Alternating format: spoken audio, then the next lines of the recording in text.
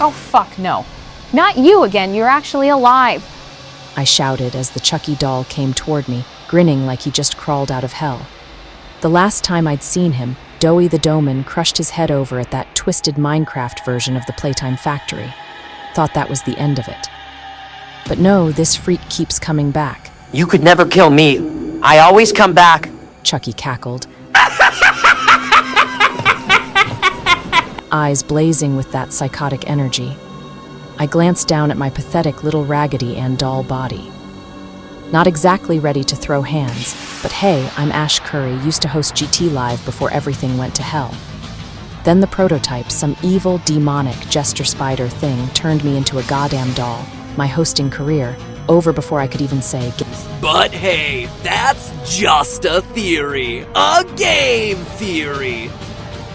Now here I am, standing way down in the guts of an abandoned toy factory, somewhere under a rotting corpse of a city called the Better Place.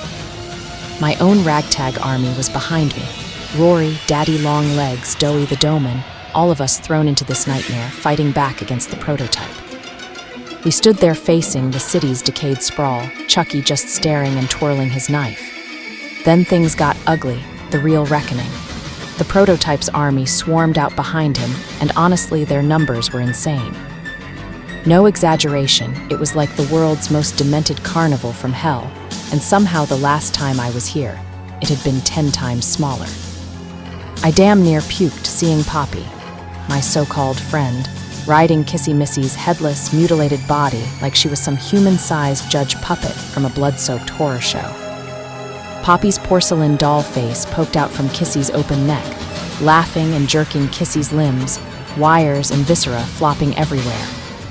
It was so grotesque you'd wish the place had stayed abandoned after the first massacre, back when these toys tore through everyone who set foot inside. Razor teeth, half-eaten faces, stitched-up plush abominations everywhere you looked. Something worse was waiting. The doctor was here too, the one who betrayed me, that robotic bastard with a TV for a head and a freaky single eyeball just staring. No one in my group was ready to give up. We'd come this far, bleeding, losing friends, just to die. Fuck that. We would kill every monster in this god-forsaken place, blow every twisted factory to hell, or die trying. Then came Mommy Longlegs, looking even more demented than the last time, her elastic limbs winding around, snapping at anyone close by. Catnap, that monstrous purple cat blowing sleep-inducing red mist, slinked in behind her. Miss Delight Yarnby, that revamped, even freakier Freddy knockoff, all here. And of course, Crazy the Clown, all teeth and greasy laughter. How are you freaks still alive? I screamed, dropping to my knees as the monsters assembled. It was like the prototype summoned up a greatest hits of every haunted toy or demonic plushie I'd ever faced, like some fucked-up victory parade. Oh my, is that you, darling? Mommy missed you. Mommy Longlegs hissed, eyes wide with fake affection. Oh hell no. You twisted bitch. Daddy doesn't miss you. Daddy Longlegs snarled, stroking his plastic mustache with shaky hands. You broke the rules. I told you to leave Plague. Now look where you are. Catnap's voice was a guttural, demonic growl. Miss Delight, her voice pure, unfiltered psycho, cackled. Ready for your final lesson, my naughty student? Crazy the Clown wouldn't shut up. Oh, can we just get to the part where I make them laugh to death? He shrieked with laughter. Did you really think that you could grind us up with no consequences? Freaky Freddy roared. Yarnby bellowed beside him. The doctor stared at us, his voice full of static menace. Looks like your time's about up. Daddy Longlegs tried to rally us. Get ready, my children. But you could see the fear in his eyes. Woody, a little wooden cowboy with nerves of steel, actually looked worried. There's too many. This might be the end, partner. But Rory just squared his shoulders, gripping a broken toy sword. Stay calm, he told us. For a moment it was dead silent, armies locked in a bloodshot glare until chaos. We charged. Woody, yelping a war cry, was riding a gigantic, blobby blue cat named Candy Cat. He peppered the enemy with bullets made from rusty nails, while Candy Cat snatched evil plushies off their feet and swallowed them whole. Daddy Longlegs went straight for Mommy, fighting like the last time they spoke meant nothing. Maybe it didn't at this point. Their past, their dead child, shit, none of it mattered now. Rory zipped through enemy lines, slicing monstrous toys in half, stuffing and organs flying. Buzz Lightyear spun through the air, lasering possessed dolls, leaving only smoldering, twisted heaps. But then, right in front of me, Chucky. That fucking doll. Why me? I yelled as he advanced. Oh, you know why? You're a celebrity down here. They call you the Playtime Annihilator. He sneered. And I get to kill the Queen of Theories. He threw himself at me, knife glinting, and I don't know what came over me. I actually tried to block it. The blade punched right through my stuffed hand. Jesus, it fucking hurt. But I grabbed him anyway, knife still there, blood oozing out of cotton and felt. Bitch, let go. Fuck, that hurts. Chucky snarled. He bit my hand, tearing into the fibers, and I had to let go. Oh, how does it hurt so much when I'm made of stuffing? I whined, sucking my mashed-up fingers, but I wasn't stopping. I yanked out the knife, screamed, and jammed it into Chucky's plastic chest. He bled synthetic, weirdly nasty blood, cursing me while coming for round 2. You can chop me to pieces, burn me, run me over. I always come back. He laughed, wild-eyed, stabbing out with crazed glee. I dodged but tripped. He tackled me, trying to pin me down. You want some of this plastic body, don't you? He sneered, his voice all gross and horny. Ew, hell no. Why the fuck do you have to be so disgusting? You're not even scary anymore. I spat, the adrenaline finally drowning out the smell of ozone and rotting plastic. I didn't wait for the thing to answer. I drove the serrated hunting knife deep into the doll's neck, feeling the resistance of synthetic flesh and something that felt far too much like gristle. It shrieked, a sound like a dying child amplified through a broken megaphone as I slammed it off me. While it was pinned, I flipped the little bitch over and jammed the blade upward, straight through its plastic butthole. No, don't. We can talk about this. The thing wailed, but I didn't stop. I leaned into it, shoving the knife with a sickening crunch until the blade erupted through the top of its skull.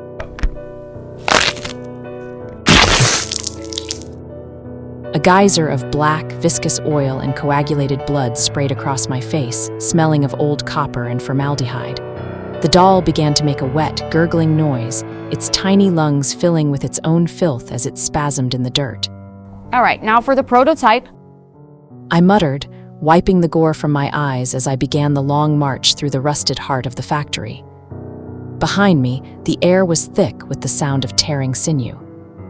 Daddy Longlegs was locked in a visceral, wretched struggle with Mommy Longlegs, a spindly, elastic nightmare, her limbs stretching like pulled taffy, wrapping around him in a suffocating embrace. Daddy's own distorted form mirrored hers. He lunged forward, his fingers elongating into jagged needles. With a guttural roar, he drove his hands violently into her spider-like anus, 1,000 years of death. Delivered with a wet, tearing sound. Mommy let out a piercing yelp, her face contorting in a mixture of agony and violation. I thought you didn't like Mommy's holes. She hissed, a jagged smile splitting her face as she constricted around his throat, her grip tightening enough to crush a windpipe. No, Mommy. It's time to stop this madness and come home to me. Daddy wheezed, his voice a rattling ghost of what it once was. Mommy thinks we should end this. She grinned, her grip tightening. She began to squeeze, the sound of his neck vertebrae popping like bubble wrap filling the silence. But he squirmed free in a frantic burst of strength, slamming his hands back into her rectum, shoving them deeper than any human anatomy should allow, fisting her with a brutal, rhythmic violence that blurred the line between hatred and sex. Mommy let out a low, sexual moan that vibrated through the floorboards, her iron will fighting the sudden surge of pleasure. Come on, baby. You used to like it when I fisted you like that. Daddy groaned, desperate to find the woman beneath the monster. I don't... Mommy gasped, her resolve flickering. Suddenly, a feral, demented toy, a patchwork of stitched skin and rusted gears, lunged from the shadows.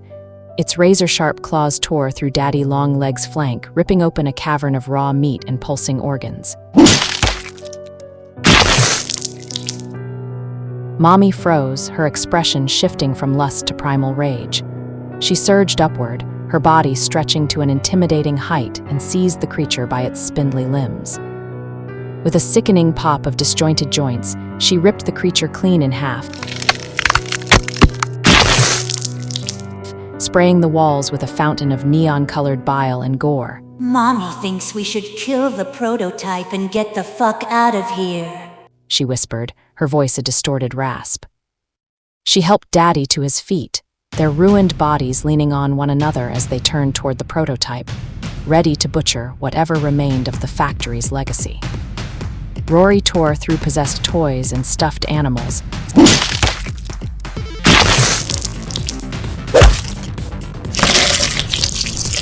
slicing and hacking with wild swings, barely keeping count of the twisted little monsters he killed. His blade dripped with their weird, oily blood, staining his hands and arms. The toy factory echoed with screams. Some sounded mechanical, sure, but some had this freaky human edge.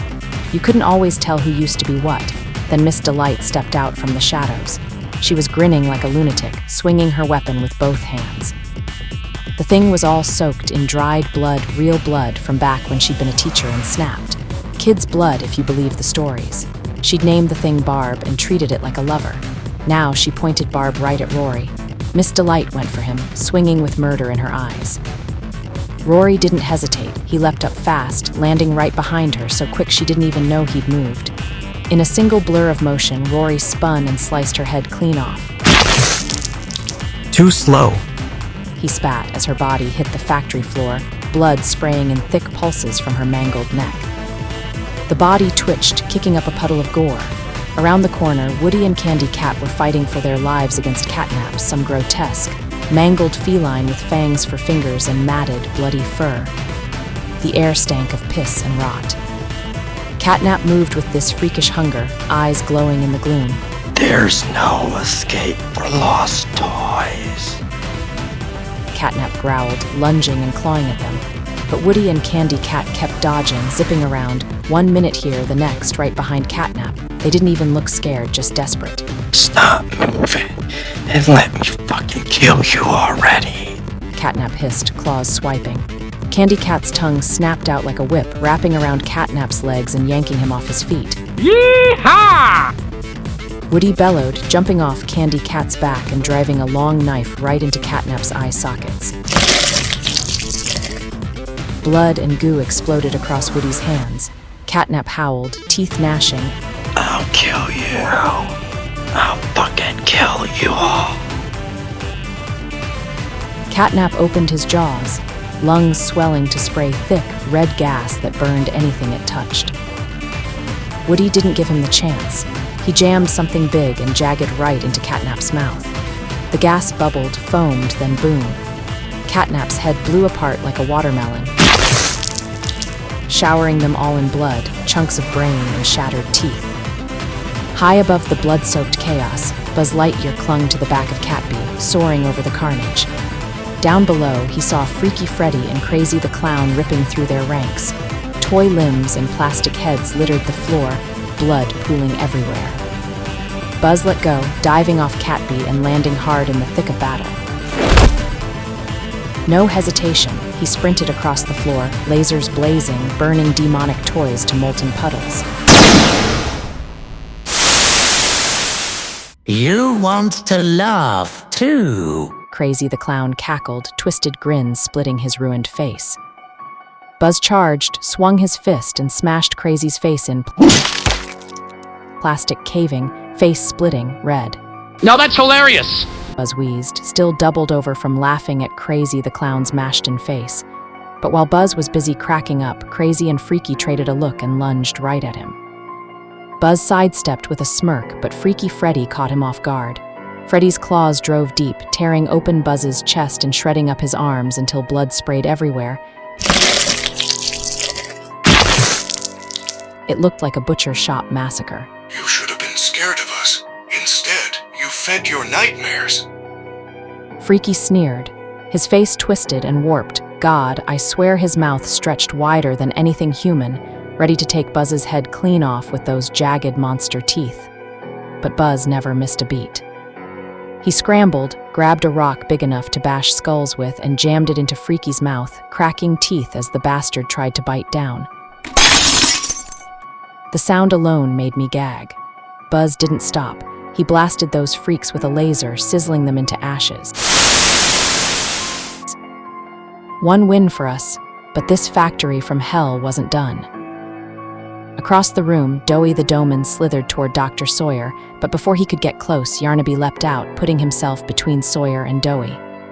Doey shrieked. Dr. Harley Sawyer, you're fucking dead for what you did to us! Sawyer just grinned, all smug. Still holding a grudge over that little thing, huh? Then he waved for Yarnaby to attack, like he was some kind of master behind the strings. Yarnaby went airborne, but the ground exploded with writhing plants.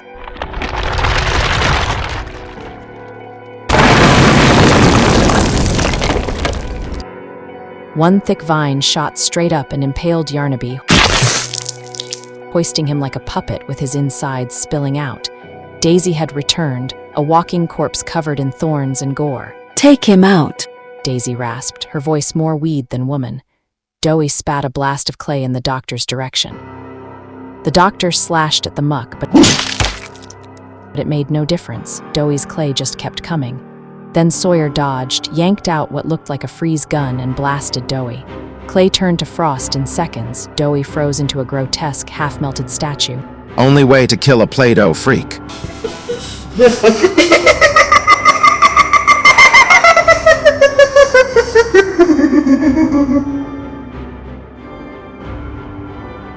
Sawyer laughed, kicking Doey's frozen limb clean off. But suddenly, plants erupted under him. Sawyer danced around the vines, cool as ice, flipped a dial on his freeze gun, and set Daisy on fire. Daisy screamed as her leafy body blackened, skin popping and splitting until she was nothing but ash. Our forces were getting crushed, Doey, Daisy, two of our best toys. We were losing the war, one friend at a time. Stunned, I just stood there until a monstrous crash shook the walls.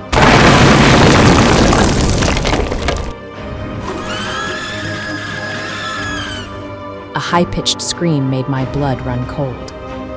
Huggy Wuggy tore through the room, a blue-furred nightmare barreling straight for Poppy like a freight train fueled on rage. Oh shit, Huggy! Wait, I can explain! Poppy shrieked, desperately using Kissy Missy's hacked-up corpse as armor. Kissy's ruined arms flailed, but Huggy didn't care. He grabbed Poppy, tore her open, and shoved her screaming into his maw. He chewed like a rabid animal, ripping flesh and foam with those massive razor-sharp teeth. That's right, Huggy. Show that bitch who's boss. Giblet roared, voice echoing through the blood-soaked, battered toy factory. Honestly, just seeing Giblet and Chum standing there with a whole fucking army behind them was wild. An army so huge it looked like every toy, plushie, and freaky little thing from around the world had dropped everything to join the fight. Broken Barbies, mangled action figures, weird stitched-together monsters, you name it, they were there. All of them left their kids, their cozy toy store shelves, just for this one shot at ending the nightmare. Giblet, you came back! I yelled, still kind of in shock. Yeah, Chum talked me into it. Giblet said. We had to make a few stops first. You know, rally some fucked up friends. And damn, he did. They looked like an army of lost souls hungry for revenge, plastic and plush torn, eyes full of rage. Toys and plushies and whatever the hell else you are, assemble! I screamed. Something about yelling across a battlefield of gore and severed limbs felt right. We charged, heading straight for the doctor and the prototype, our footsteps and synthetic war cries rattling the floor. The doctor's face lit up on his TV screen head, his one glassy eye bulging with terror. Only a split second passed before our army swarmed him, tearing him apart, stuffing scattering, his metallic cries drowned out by the screams and ripping plastic.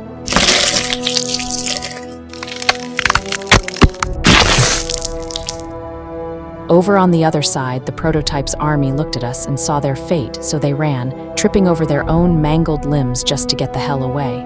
You spineless cowards! The prototype shrieked, his rage making the ground shake. Then he lost it completely. The prototype charged, smashing toys left and right, trampling the little fighters. His long, metallic needle fingers stabbed straight through a teddy bear, then speared a porcelain doll, the blood and stuffing flying everywhere. He was like a spider from hell, crawling up the walls, clinging to the ceiling, swiping at everything that moved. Huggy Wuggy went right at him, claws out, but the prototype just stabbed Huggy and hurled him aside like a rag doll. It was brutal. And then, out of nowhere, 4 long, stretchy arms, 2 pink, 2 blue, wrapped tight around the prototype's massive spider legs and his jester-like body. Mommy and Daddy Longlegs, both of them fighting to pin the monster down. We've got him. Go. You know what you have to do. Blow this factory sky high. Daddy grunted, wrestling the prototype as wires and black blood shot out from the creature's wounds. We can handle him. Mommy said, her voice sharp and sure. I grabbed Giblet, Chum, and a small handful of survivors, barreling up the blood-streaked stairs. The climb felt endless, the air thick with smoke and the screams of dying toys behind us. But we finally reached what had to be the heart of the factory, the very center of this twisted place. Chum pulled out dynamite, big sticks of it, covered in slime from his mouth pouch, saliva dripping everywhere. It smelled disgusting, but also kind of triumphant. Before we could think too hard, a scream from behind ripped through the halls. Shit, what's up, Mommy? I started. Light it! Now! Giblet snapped. My hands shook as I sparked the fuse. 5 minutes. That's all the time we had before this hellhole blew to absolute pieces. Move! It's way faster through the digital factory. Giblet yelled and we sprinted, tripping over loose cables and body parts until we dove straight through a TV screen. Suddenly, we were in a pixelated Minecraft nightmare version of the Playtime factory. The rooms whizzed past in a blur, and before I knew it, we hit another TV and found ourselves back on the real factory's first floor, heartbeats screeching in my ears. Only a minute left. We crossed the creaking catwalks, sprinted past zombie-like toys, and finally crashed through the doors. The factory erupted behind us.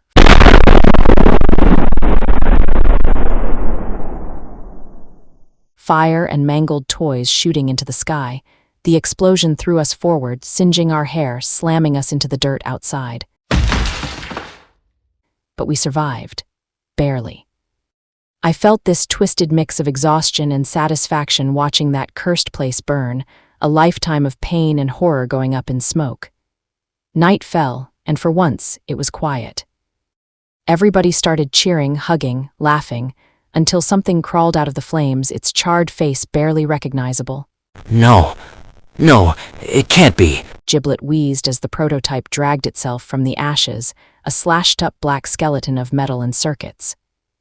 It reached, clawing toward us, before the ground beneath the factory gave way, the whole building collapsing and yanking the prototype straight down into the earth.